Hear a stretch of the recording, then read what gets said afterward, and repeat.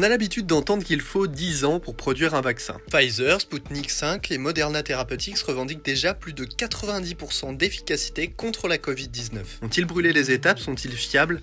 Piqûre de rappel sur la recherche vaccinale. Il y a plus de 198 candidats vaccins en lice, 155 en essais précliniques, in vitro et sur des animaux, et 47 en évaluation clinique accélérée.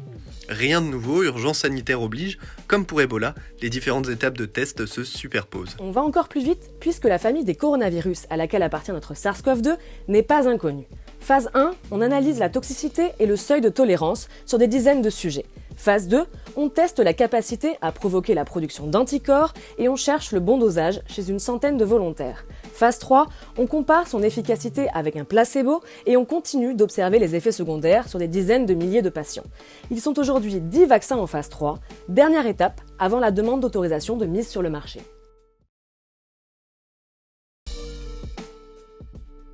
Il n'y aura pas un vaccin providentiel, mais plusieurs. Voici les 3 principales stratégies.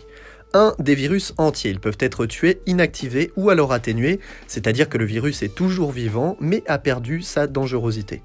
Ce sont les techniques les plus éprouvées, mais plus longues à mettre en place. C'est la voie des laboratoires chinois comme Sinovac et Sinopharm.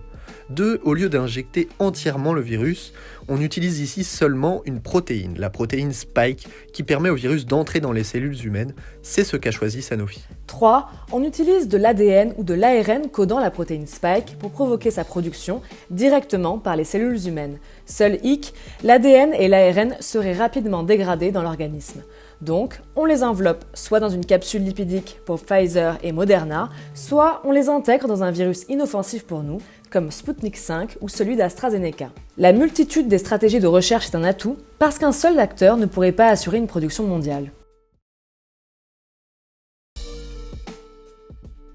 C'est le but ultime d'un vaccin, éradiquer un virus et le faire disparaître. En France, la Haute Autorité de Santé dessine les contours d'un premier plan de vaccination. Tout d'abord, vacciner les personnes âgées en EHPAD ainsi que leur personnel soignant. Ensuite, étendre la vaccination aux populations de plus de 75 ans et à celles présentant des comorbidités, ces maladies secondaires aggravantes. Et pour finir, vacciner tous les professionnels de santé. Ces 3 premières étapes concernent 30 millions de personnes. Un scénario optimiste où les résultats des tests seraient publiés et concluants.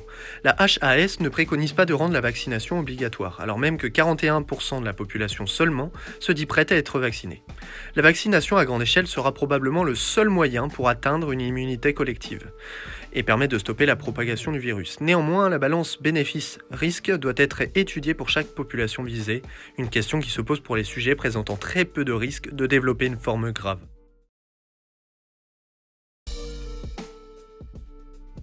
Les résultats de l'essai clinique de phase 3 du géant américain Pfizer viennent enfin d'être publiés. 34 000 sujets ont participé à cet essai en recevant 2 doses, vaccin ou placebo, et en étudiant les personnes contaminées 7 jours après la seconde injection, le laboratoire a observé que 162 contaminations ont eu lieu dans le groupe placebo contre seulement 8 dans le groupe vacciné, soit une efficacité de 95%. Côté effets secondaires, rien d'anormal pour la FDA, à part des effets communs à tout vaccin, c'est-à-dire douleur au site d'injection, fièvre, céphalée, qui ne durent en général qu'1 ou 2 jours. Mais plusieurs informations manquent encore, notamment sur la population âgée la plus à risque et sous-représentée dans l'essai. Les comorbidités ne sont pas non plus décrites pour chaque tranche de la population. Point d'interrogation aussi pour savoir si le vaccin protège des formes graves de la Covid-19 ou si les personnes vaccinées peuvent transmettre le virus. Le vaccin ne sera donc pas, pour l'instant, un passe-droit.